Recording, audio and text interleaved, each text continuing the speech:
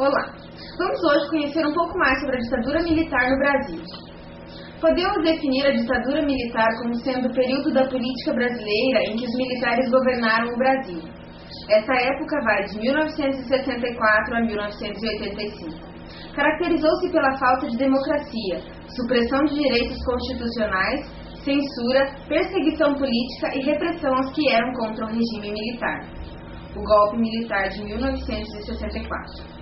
A crise política se arrastava desde a renúncia de Jânio Quadros, em 1961. O vice de Jânio era João Goulart, que assumiu a presidência num clima político adverso.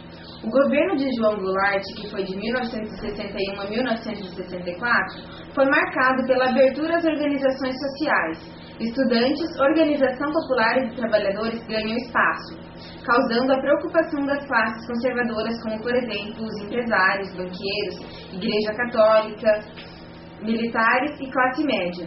Todos temiam uma guinada do Brasil para o lado socialista. Vale lembrar que neste período o mundo vivia o auge da Guerra Fria. Este estilo populista e de esquerda chegou a gerar até mesmo preocupação nos Estados Unidos, que junto com as classes conservadoras brasileiras temiam um golpe comunista.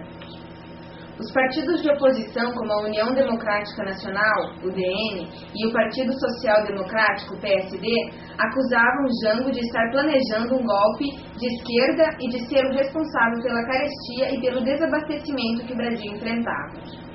No dia 13 de março de 1964, João Goulart realiza um grande comício na Central do Brasil, Rio de Janeiro, onde defende as reformas de base.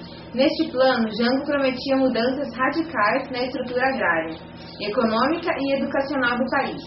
6 dias depois, em 19 de março, os conservadores organizam uma manifestação contra as intenções de João Goulart. Foi a Marcha da Família com Deus pela Liberdade, que reuniu milhares de pessoas pelas ruas do centro da cidade de São Paulo. O clima de crise política e as tensões sociais aumentavam a cada dia. No dia 31 de março de 1964, tropas de Minas Gerais e São Paulo saem às ruas. Para evitar uma guerra civil, Jango deixa o país refugiando-se no Uruguai. Os militares tomam o poder. Em 9 de abril é decretado o Ato Institucional número 1, AI-1. Este caça mandatos políticos de opositores ao regime militar e tira a estabilidade de funcionários públicos. Governo Castelo Branco, de 1964 a 1967. Castelo Branco, general militar, foi eleito pelo Congresso Nacional Presidente da República em 15 de abril de 1964.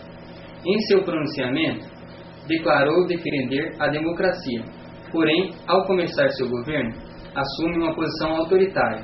Estabeleceu eleições indiretas para presidente, além de dissolver os partidos políticos.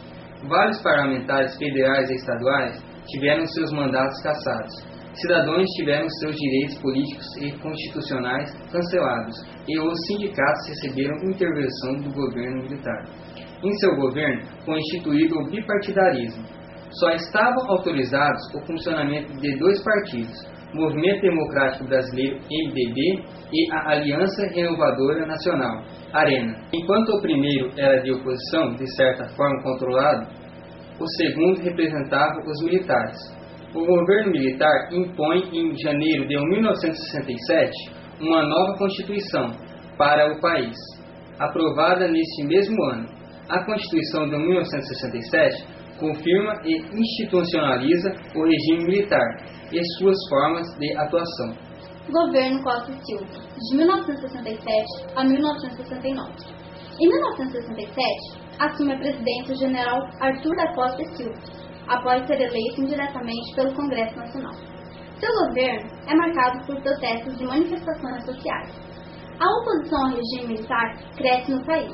A UNE, União Nacional dos Estudantes, organiza no Rio de Janeiro a passeata dos 100 mil. Em Contagem, Minas Gerais e Osasco, São Paulo, greves de operários paralisam fábricas em protestos ao regime militar.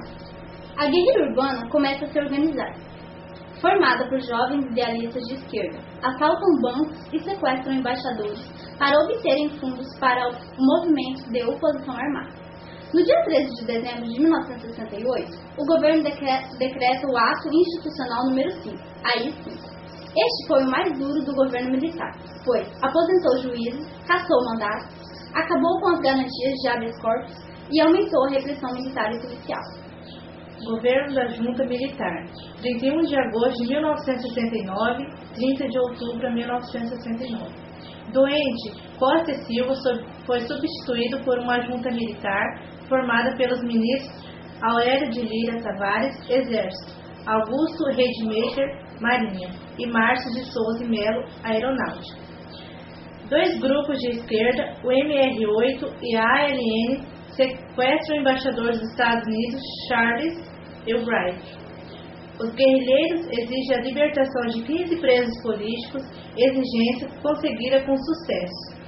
Porém, em 18 de setembro, o governo decreta a Lei de Segurança Nacional. Esta lei decretava o exílio e a pena de morte em caso de guerra psicológica